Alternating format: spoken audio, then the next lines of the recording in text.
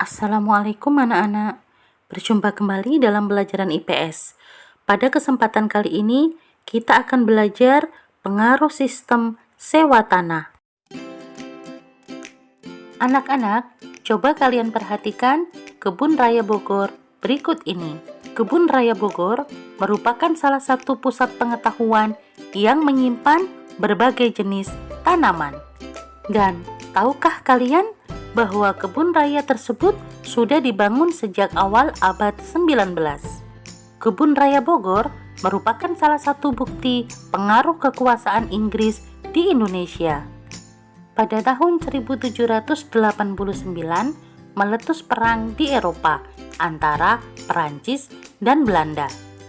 William van Orange dari negeri Belanda berhasil meloloskan diri dari Perancis menuju Inggris.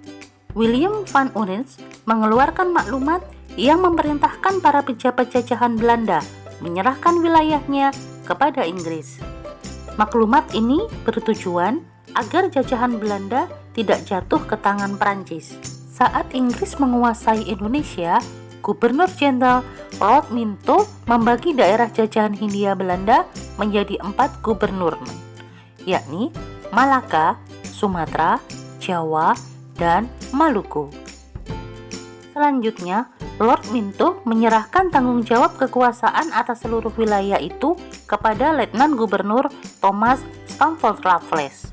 Salah satu kebijakan terkenal pada masa Raffles adalah sistem sewa tanah atau land rent system. Sistem tersebut memiliki ketentuan, di antaranya 1.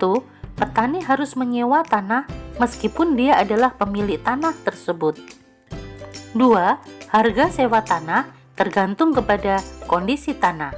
Ketiga, pembayaran sewa tanah dilakukan dengan uang tunai. Dan yang keempat, bagi yang tidak memiliki tanah dikenakan pajak kepala. Pelaksanaan sistem sewa tanah dianggap memiliki banyak kelemahan sehingga gagal diterapkan di Indonesia. Beberapa penyebab kegagalan pelaksanaan sistem sewa tanah diantaranya 1. Sulit menentukan besar kecil pajak bagi pemilik tanah karena tidak semua rakyat memiliki tanah yang sama. 2. Sulit menentukan luas dan tingkat kesuburan tanah petani. Yang ketiga, keterbatasan jumlah pegawai. Dan keempat, masyarakat desa belum mengenal sistem uang. Sistem sewa tanah diberlakukan terhadap daerah-daerah di Pulau Jawa, kecuali daerah-daerah Batavia dan Parahyangan. Daerah-daerah Batavia umumnya telah menjadi milik swasta, dan daerah-daerah Parahyangan merupakan daerah wajib tanaman kopi yang memberikan keuntungan besar kepada pemerintah. Tindakan yang dilakukan oleh Raffles berikutnya adalah membagi wilayah Jawa menjadi 16 daerah karesidenan. Hal ini bertujuan untuk mempermudah pemerintah melakukan pengawasan terhadap daerah-daerah yang dikuasai. Dan pada setiap karesidenan dikepalai oleh seorang residen dan dibantu oleh asisten residen. Di samping itu, Thomas Stamford Raffles juga memberi sumbangan positif bagi Indonesia, yaitu pertama, membentuk susunan baru dalam pengadilan yang didasarkan Pengadilan Inggris.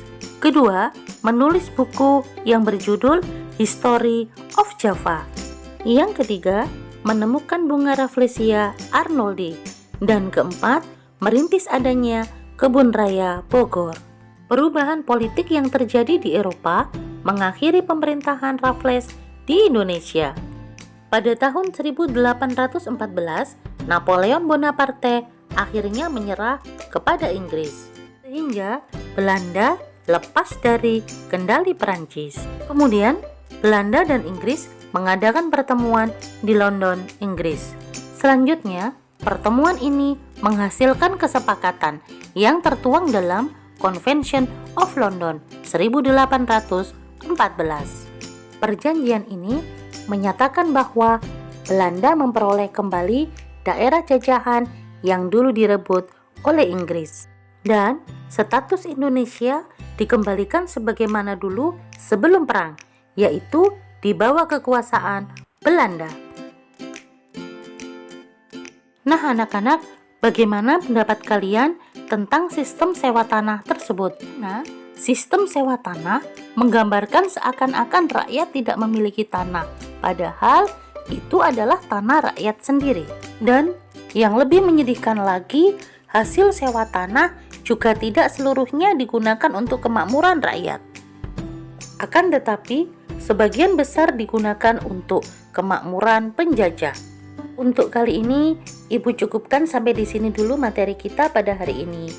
Semoga kalian tetap semangat belajar.